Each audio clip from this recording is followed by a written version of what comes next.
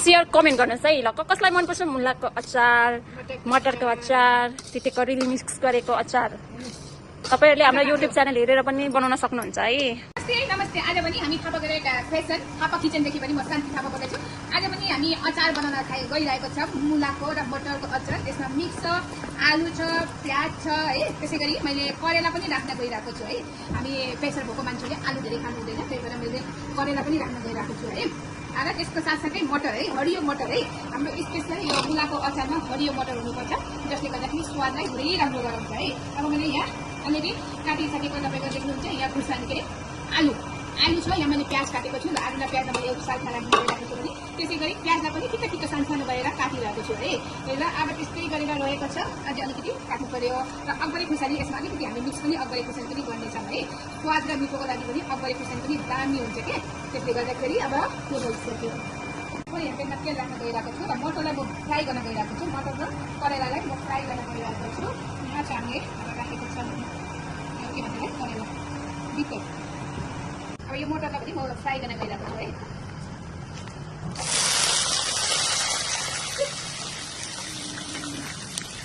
This is a शान्ति थापा। मटर भुट्दाखेरि पनि तर्सिनु भएको अवस्था है।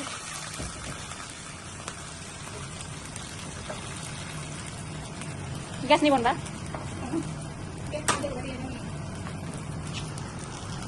ल हेर्न सक्नुहुन्छ मटर फ्राई हुँदैछ है। यसरी मटरलाई र मैले करेलालाई भुट्न गइरहेको छु है।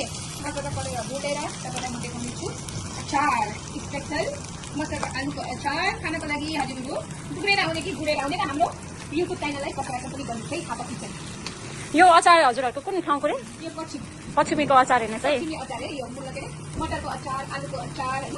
अब त्यसमा तपाईँलाई इच्छा लाग्छ आफ्नो इच्छाले हाल्ने हो, जे पनि आफ्नो इच्छाले बनाउने हो। यहाँ म पनि तपाईँको लागि यहाँ हाम्रो अलिकति तिललाई अलिअलि ब्लेन्ड गरेर राखिसकेका छौँ है। यो तिल हो।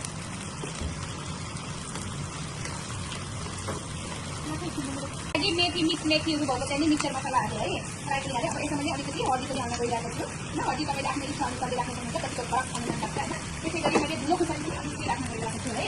धुलो खुर्सानी पनि राख्छु आँखालाई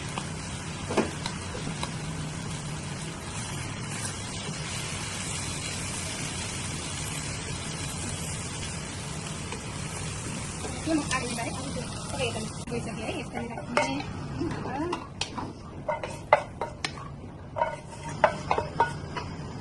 खुर्सानी चाहिँ गर्नु भन्नु यो मसला है। यो चाहिँ नि के भन्छ होला तिल।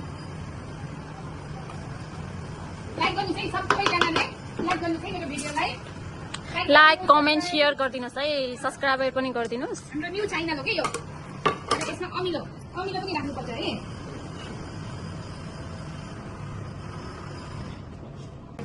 काँक्राको झोल